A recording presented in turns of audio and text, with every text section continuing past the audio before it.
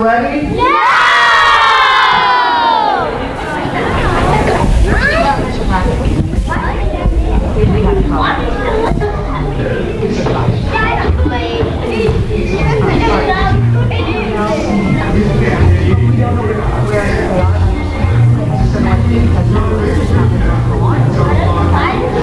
So you're missing Tinkerbell. I have the solution. Don't worry about it. Where's Mr. Drain? Mr. Drain, we need you. Come on. Hurry, hurry.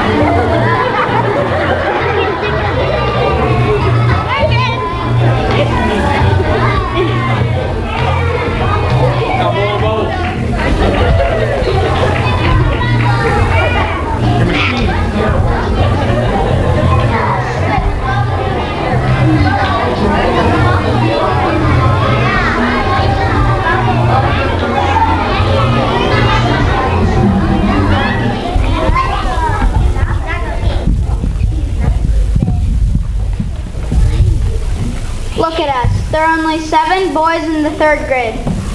How many girls do you wonder? We have 13 girls in the 3rd grade. Do you think we can get some type of action-packed assembly? Action rules, battle scenes. You're just looking for some sympathy. If not, we might just boycott our own assembly. Boys, what are you doing? We're getting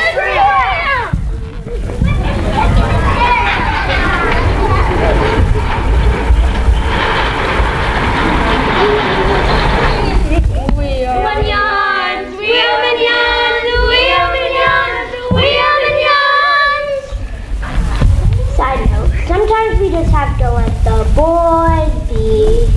We have developed lots of patience over the years. We just keep right on practicing self-control and persevering. We suggest you do too. Welcome to the 3rd grade assembly. We are going to ask you to think from a brand new perspective. Our play today is going to be very eye-opening. I can open your eyes. Make you wonder by wonder. A whole new world. A brand new fantastic point of view. Girls, what are you doing? We're acting like the boys. Sorry about that spontaneous scene. Time to get back on track.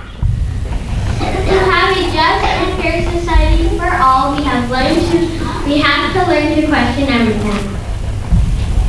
What can we learn from this? Who does the story benefit? What choice did this group of people make and why? Whose perspective is being focused on? Whose voice is missing? Whose story is not being told? What connections can I make? To live in a just world, we have to pay attention. We have to pay attention to what we hear, read, and watch.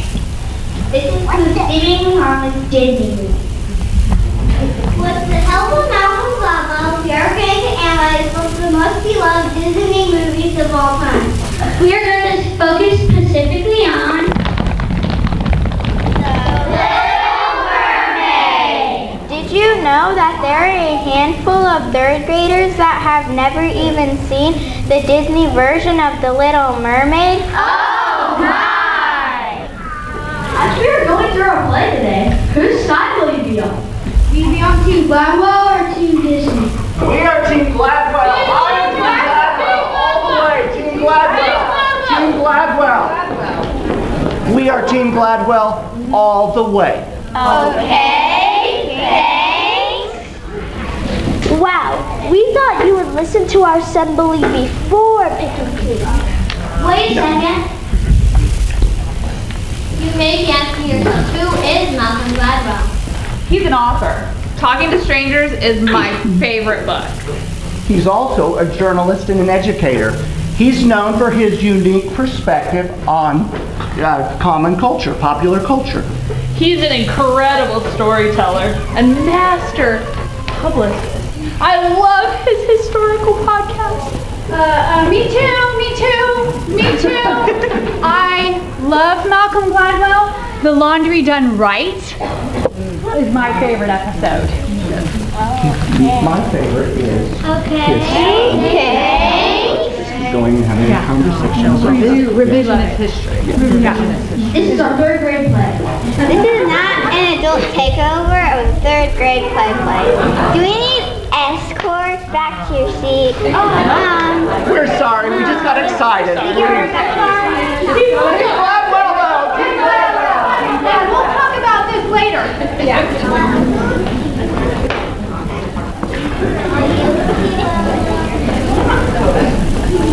Well, we are glad we have some Malcolm Gladwell laws in the audience. Thanks for your enthusiasm. Where were we?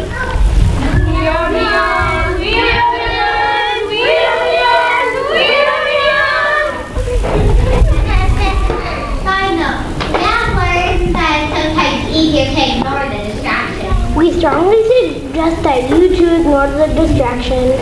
Thank you for your patience and understanding. Back on track. Once again, the movie we're going to analyze is The Little Mermaid. This movie came out in 1989. The Little Mermaid is 33 years old. When this movie was released, Mr. Strange, Mrs. Dawson, Mrs. Walker, were not even born yet. Oh my, they are so young! Right now, Disney is remaking this classic. It will be in theaters in the spring of 2023.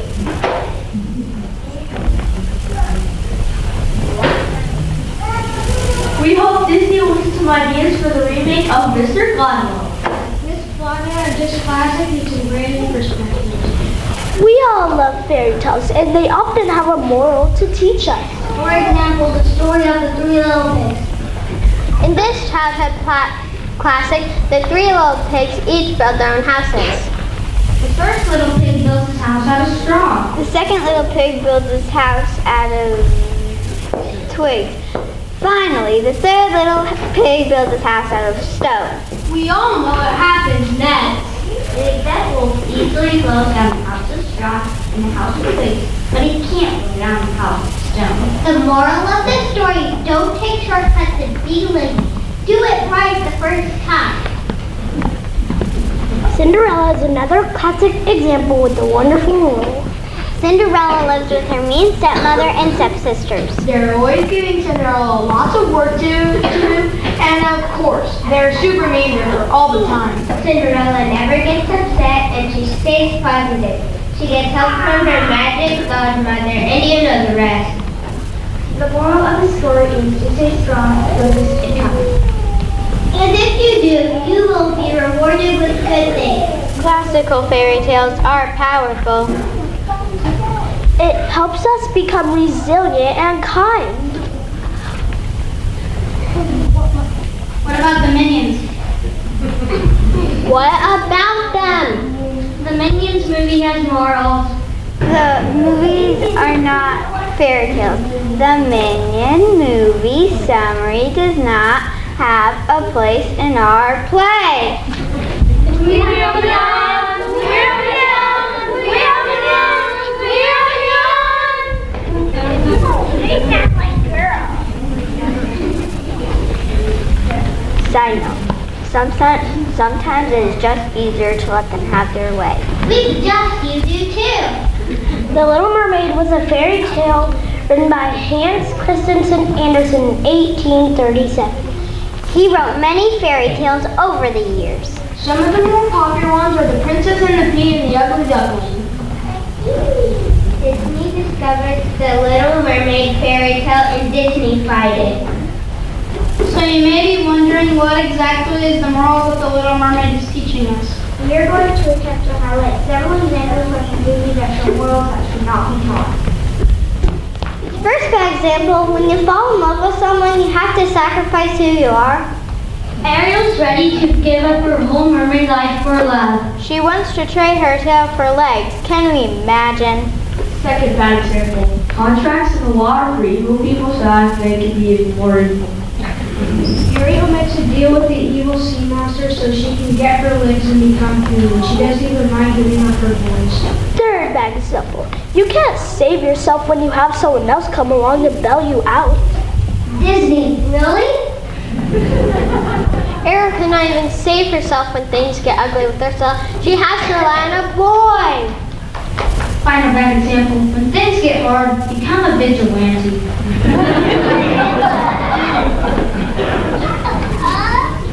When it looks like Ursula is going to become controller of the sea, Prince Eric gets in a ship. He ran the ship right into Ursula. Disney, come on, this is a G-rated movie! How did it even get this G-rated? Good question. We have reached out to Disney, but they have not responded.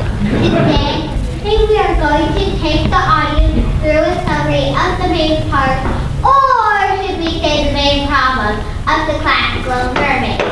Then to finish, we are going to act out Malcolm Gladwell's new and judged version of the ending. Of course, we have added a few Topeka Collegiate twists. Upside down and inside out, that shows what it's all about. The Little Mermaid has an outstanding beginning. Ariel, the 16-year-old mermaid, is adventurous, full of life, and independent. She loves singing and exploring with her friend Flounder. They even get chased by a shark.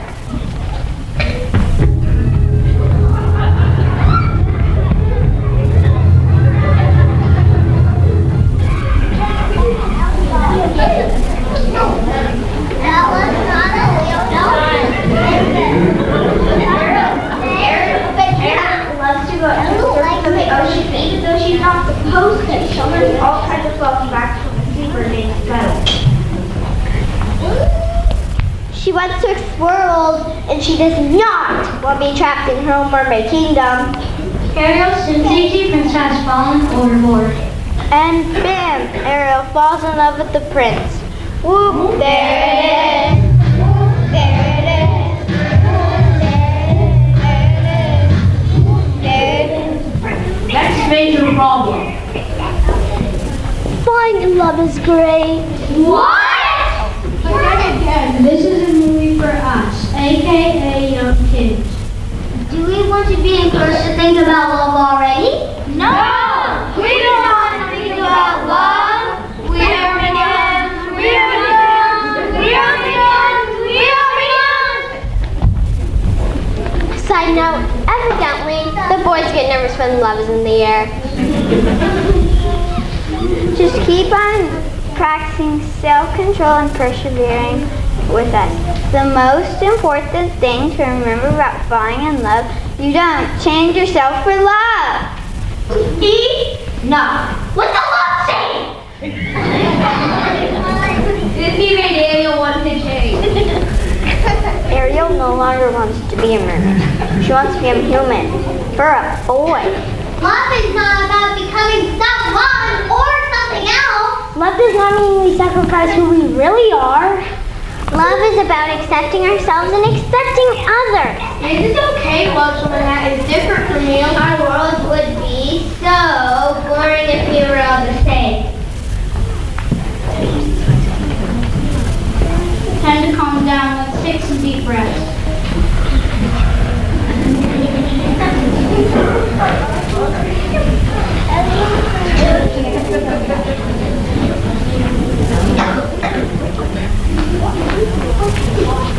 Moving right along, Ariel is determined to leave the world.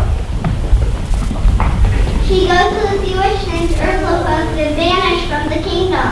Of course, Ursula says she could help Ariel become human. Just for a small prize, not...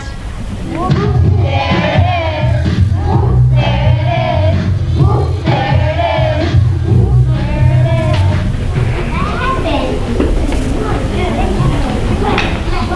Next problem, or should we say problem. This scene is full of so many playing idea 1. For a shot at becoming human, Ariel agrees to give up her voice. A 16-year-old girl giving up her voice? Don't girls already have enough trouble being heard in the world today? But Disney deliberately takes away her voice. She has 3 days for the prince to fall in love with her. Bad idea 2. If he can't talk to her, how will he fall in love with her? By her looks? Disney, you are promoting that looks are more important than words? Disney created this fantasy that if you give up your ability to communicate, you will be rewarded by marrying a handsome prince. If Ariel succeeds at getting the prince to fall in love with her, she will remain human! Bad idea 3. If she fails, she will become a slave to Ursula. Disney, really? Punishment as a slave? On top of all this wrongdoing, bad idea 4. Ariel will sign a contract that cannot be broken. It is not even legal for a kid to sign a contract, and this contract is for Ariel to give up a body part. The law is for justice. Justice is for good, not bad. There's no justice in a kid signing an unbreakable contract. By nature, contracts are meant to be broken. That's why we have attorneys in this world. Time for some more deep breaths.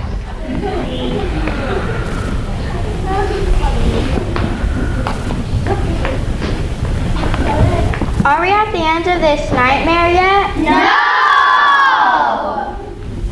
Bad idea 5. Disney created a whole song about kissing Ariel. One of the verses even says she don't got a lot to say. Ugh, girls do have a lot to say. Ariel had to give up her voice to become human? The prince must fall in love with her.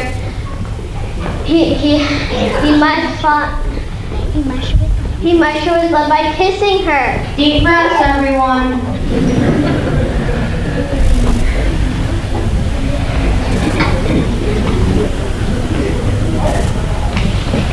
Let's just get this classic summary over. Of course, Eric is tricked by Ursula and he does not fall in love with Ariel. Things go off the wheels at this point. It was almost maybe Ursula. King Triton's Ariel dad arrives. Fighting happens. Ursula and King Triton battle it out. Things are not looking good for Ariel and the rest of the mermaids.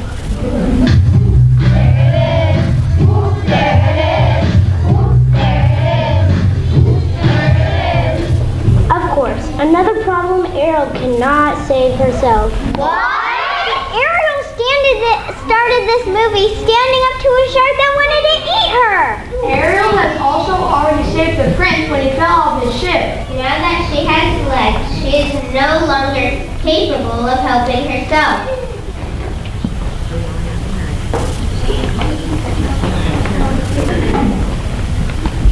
She has to rely on Eric She to has to save her. rely on Eric to save the day. Another problem and a long list of problems. First, Eric doesn't save Ariel in an appropriate way. Eric jumps in his ship and actually takes Ursula out. And then she is no longer breathing. That is a kind of dark ending for a kid movie. Is this really a G-rated movie?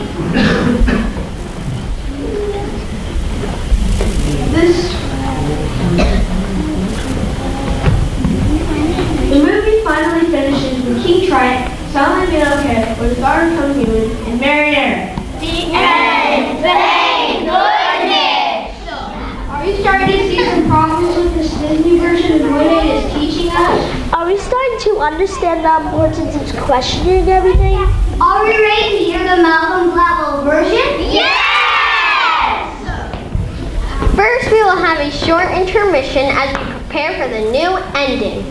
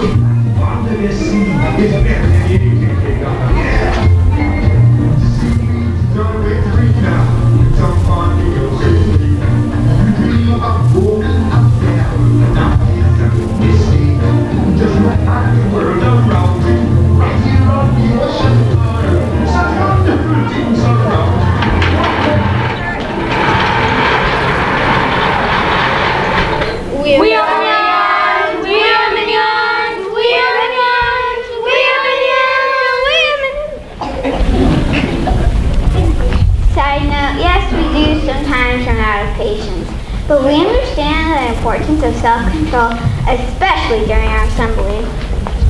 Malcolm Gladwell rewrite starts at the end of the movie at the beginning of the wedding scene. The wedding is between Prince Eric and Ursula, disguised as Ariel. Play everyone!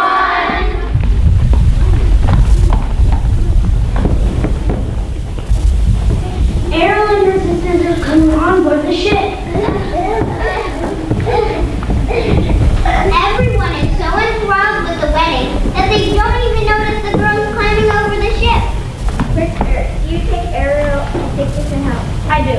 Ariel, your turn. Oh no, is the real Ariel going to throw Ursula overboard? Ariel and her sisters are charging forward like a charging bull. Will they harm Ursula? Looks like Ariel has her arms out from above. They glide. Nope, not a collision. The girls are all hugging Ursula.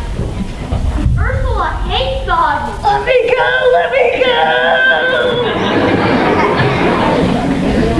Ariel and her sisters keep holding on.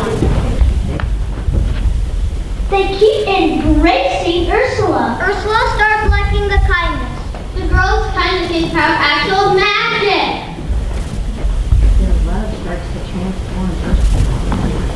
love starts to transform Ursula back into an original woman house. They look in shock. I almost married an octopus. The girls keep hugging Ursula. Ariel gets her voice back. The girls sing a radiant sound.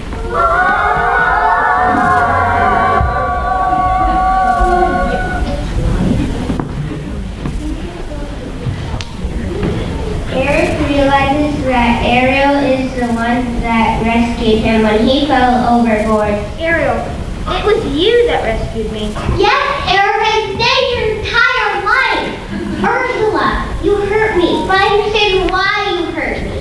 What do you know? We know that you're kicked out of the kingdom. Exiled from all. We know you were left in the dark part of the ocean to die all alone. We know you have suffered greatly. You have made us and many others suffer greatly. All I have is your cruelty. All I have is your hate. Everyone's hate. We don't hate you, Ursula. We know that no one has said a kind word to you in years, Ursula. In time, we will start to understand you better. We might even understand the things you have done. We maybe could even love you.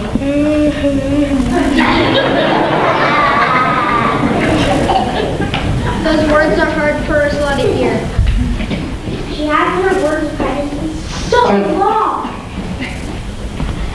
We realize we all could have been best friends long ago. We all have differences, but we also all have similarities.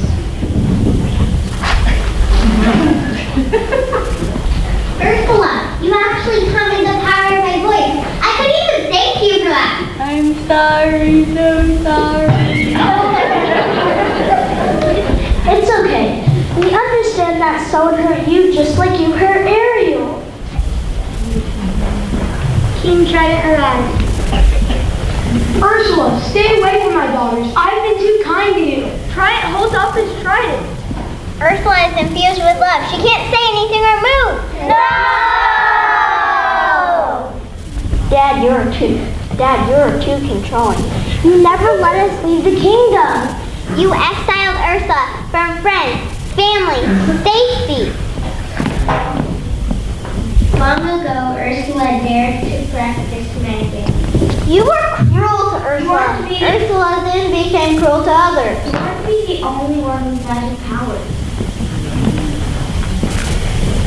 We all have magic. We all have powers. Our bravery and kindness is our most important powers. We also have the power of our voice.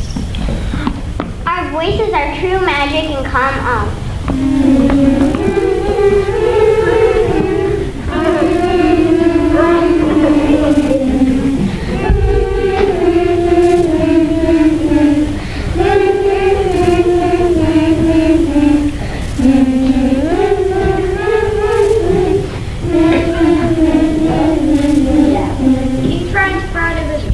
Girls, you have some true magic powers.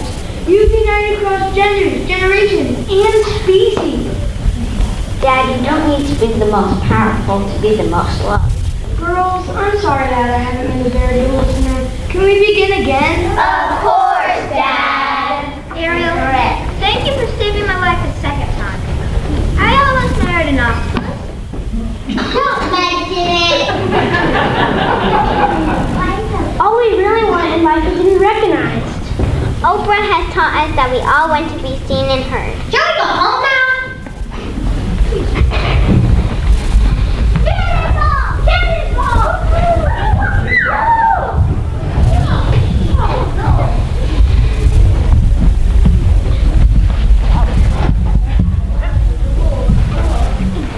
The moral of this new Little Mermaid fairy tale is that social intelligence matters. It is so important to be able to see things from the perspective of others. We all have backstories. We can all be happier when we think about others instead of just ourselves. Kindness, understanding, and forgiveness are some of the best magical powers that we have. Now we have a quick afterword.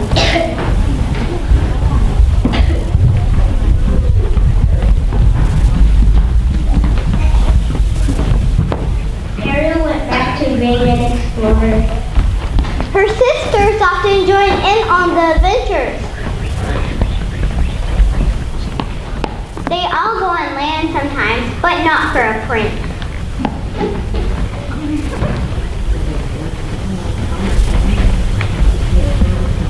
They explored distant lands, kingdoms, and forests. They learn so much from who they meet. People, trees, flowers, rainstorms. By the night, they return to the sea and share what they have learned to their sea friends. They share about the kindness they have seen, the dangers they have defied. Sometimes they share about apologizing to others or others apologizing to them. They are learning how to share emotions and be effective communicators. Of course, we haven't forgot about Prince Eric. Prince Eric became a vegan and activist fighting global warming. It is just too weird to eat fish. I'm a fish woman, said my wife. And I almost married a giant octopus. Besides, I have so many secrets to friends now. Prince Eric also learned how bad old agriculture is for the health of the planet. Eric turned his kingdom into an environmentally friendly living space full of affordable housing to help fight global warming. All have kind of gardens for themselves and the environment. Ariel and her sisters have even started taking classes at Topeka Collegiate. They are learning about the 10 arts of sustainability from my mom, Mrs. Gray, and Rachel Ross from the Topeka Zoo. They travel the world and encourage everyone they meet to learn about the 10 arts of sustainability. Responsibility, resist, reduce, recycle, repair, reuse, recycle, restore, respect, and reach out. Disney, somehow we hope you're listening. Please be courageous, Disney. We hope Disney reimagines the messages they send to our impressionable young minds. Parents, for the record, don't feel bad for letting us watch The Little Mermaid. You haven't ruined us. We will still get into college. We just need some variety in our movie watching. Maybe we could even read or listen to some Malcolm Gladwell. I wonder if he has any books for kids. Students, remember to question everything. And always remember there is more than one side to every story. whether you're communicating with others, reading or watching a movie, be open to hearing all perspectives. For everyone, never underestimate the value of kindness.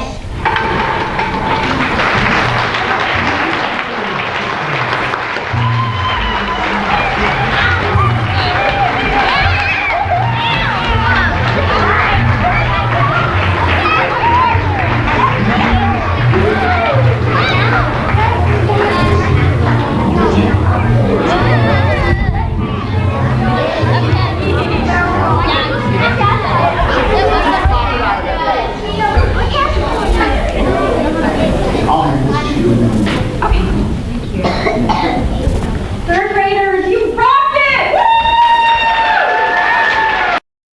We also have some thanks to give. We'd like to thank the tech crew, of course. They are wonderful and so very helpful. Mrs. Smith, Amira, who was our shark as well. Callie, Riley, Sailor, and Will, thank you so much. And Mr. Drain is always there when we need him. Don't know how we would have gotten this started without you, Mr. Drain. Thank you. I would also say, as I pass the mic off, I would also like to give a big shout out and thanks to Ms. Kido. Thank you. Okay, thank you, Team Gladwell fans, Mr. Flax, Ms. Brimmer, Ms. Walker, Ms. Swati, and Mrs. Krabke. Thank you so much. And parents, thank you for lines, costumes, and cast party. And teachers, we're done. And teachers, you're not. I want us to thank them again. I know there are lots of lessons in here, and the greatest thing that I take from this whole assembly is what we heard. We get to decide what part of that we support, what part of that we don't. We have to hear other people and be open to the perspectives of others, and I think that is a wonderful, wonderful part of this. Something that I will point out that it was not expected is, in Ms. Kido's classroom, if you've been in there, she has on her wall, like Ms. Baldwin and Mr. Simons have the periodic table of elements. In Ms. Kido's class, she has the periodic table of character traits. And it is such a wonderful display. So if you've not seen it, take a look at it, because it puts right in front of the children every single day how to be good citizens and how to be good humans. And I think that's something that is to be celebrated. It was truthfully the first thing I noticed 4 years ago when I got here, because I asked her about it. And so I'm really happy about that and happy that they lived that for us. Let's give the third grade an extra round of applause.